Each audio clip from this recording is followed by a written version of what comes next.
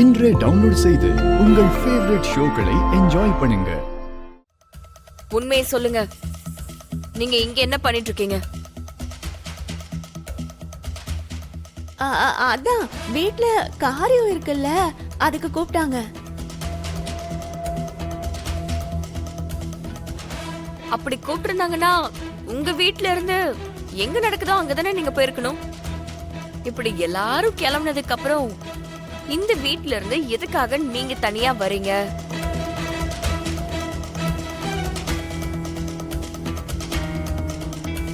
என்ன கூப்பிட்டா?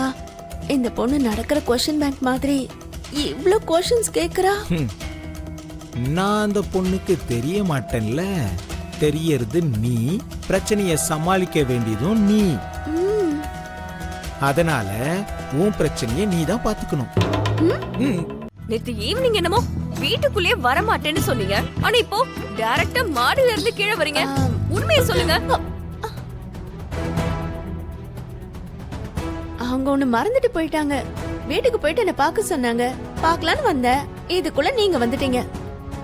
அப்போ நீங்க போகும்போது நான் உங்களை பார்க்கவே இல்லையே. போகும்போது நானும் உங்களை பார்க்கல. What a coincidence, what a coincidence. அப்போ எதையோ எடுக்கிறதுக்காக வந்தேன்னு சொன்னீங்கல்ல, அது எங்க? அதையும் காணோம். அதான் திரும்ப போறேன். ஓகே, இப்போ நீங்க காரியத்துக்கு கிளம்பி போறீங்களா? போறேன். நீங்க எப்படி போவீங்க? எப்படியாவது போயிடுவேன். எனக்கு லேட் ஆகுது, நான் போறேன். ஒரு நிமிஷம். நீங்க நேத்து நைட்டு எங்க சார் ரூமுக்கு வந்தீங்களா?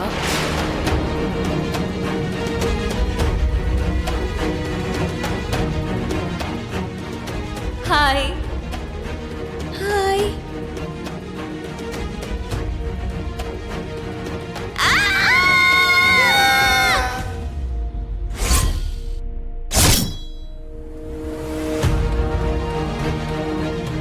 சொல்லுங்க, வந்தீங்களா?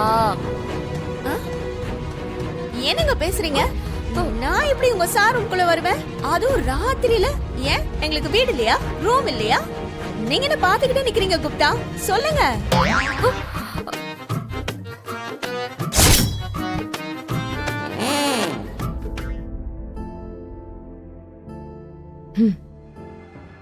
இதோட உன்னோட தொல்லை மொத்தமா ஒழிஞ்சத.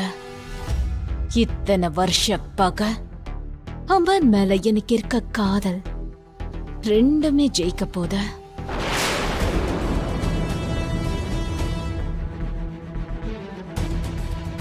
இன்னையில இருந்து அந்த வீடு, அந்த வீட்ல இருக்க ஆளுங்க, உன்னோட வாழ்க்கை, உன்னோட எதிர்காலம் எல்லாம் எல்லாம் என்னோடதா.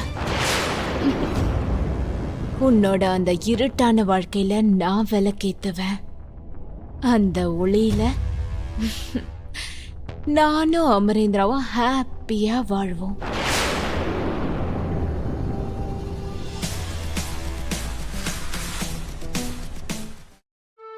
தம்பி, உங்க மனைவியோட போட்டோ எங்க?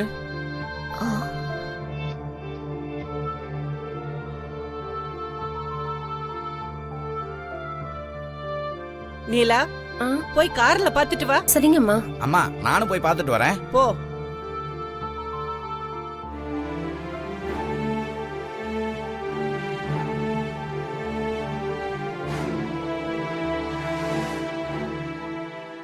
நீலா, அந்த போட்டோ எங்க? நம்ம வந்து கார்ல இல்லம்மா.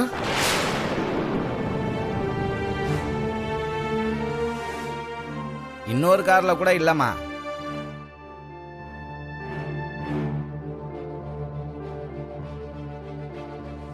என்னாச்சு? போட்டோவை எடுத்துட்டு வந்தீங்களா இல்லையா? அது சார், வெளியில இருந்து வாங்கிட்டு வரதெல்லாம் நான் பாத்துக்கிறேன்னு சொன்னேன். வீட்டுல இருக்கத மனோகரி அம்மாவும் நீலாவும் பாத்துக்கிறேன்னாங்க.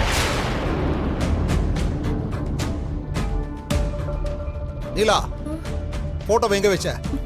சார், அது சொல்லிடி, எங்க வச்ச? பேக்ல வச்சேன் சார். அது உள்ள இருக்க ரூம்ல இருக்கு. அப்ப இப்ப காரியம் எப்படிங்க நடக்கும்? அதாம்மா எனக்கு ஒன்றும் புரியல.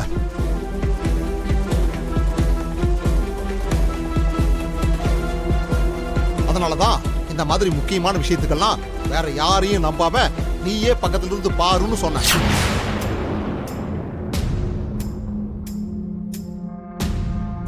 ஐயோ, இந்த பெருசு என்ன அங்க போய் இங்க போய் என்கிட்ட வரா மாதிரி தெரியுது. ஆமா மனோகரி, ஆ, நீ பாக்கலையா? எல்லாம் எடுத்து வச்சேன்னு சொன்ன. அதான் ஆண்டி, எல்லாம் எடுத்து வச்சிட்டியான்னு கேட்டேன். எல்லாம் வச்சிட்டேன்னு அவ சொன்னா. நீ பண்ணது தப்பு மனோகரி.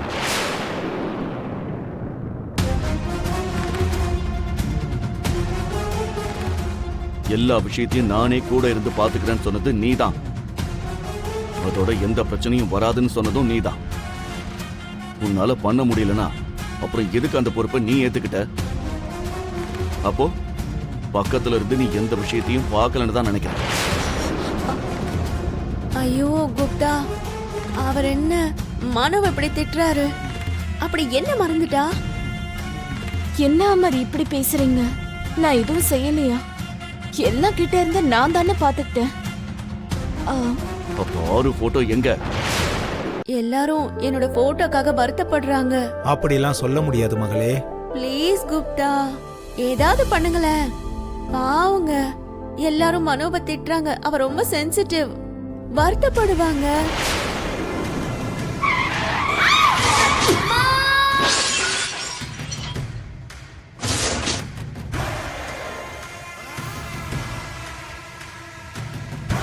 மிஸ் அம்மா வீட்டில் தானே இருக்காங்க. அவங்கள நான் ஃபோட்டோ எடுத்துட்டு வர சொல்கிறேன்.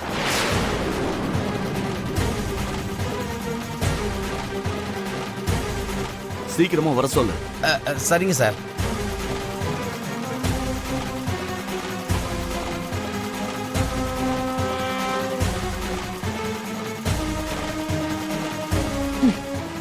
இவளை வேண்டான்னு விட்டுட்டு வந்தா ஒவ்வொரு தடவையும் என்னை தோக்கடிச்சு வந்துகிட்டே இருக்கா. அமருக்கு இன்னும் நெருக்கமாக்கிட்டே போறா.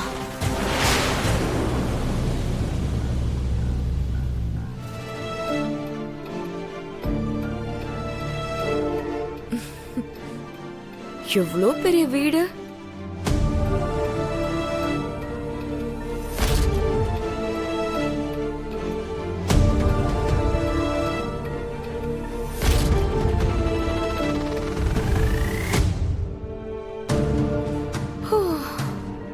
இவ்ளோ பெரிய வீடு, இத்தனை பேரையும் ஒருத்தவங்களே பார்த்துக்கிட்டு இருந்திருக்காங்க.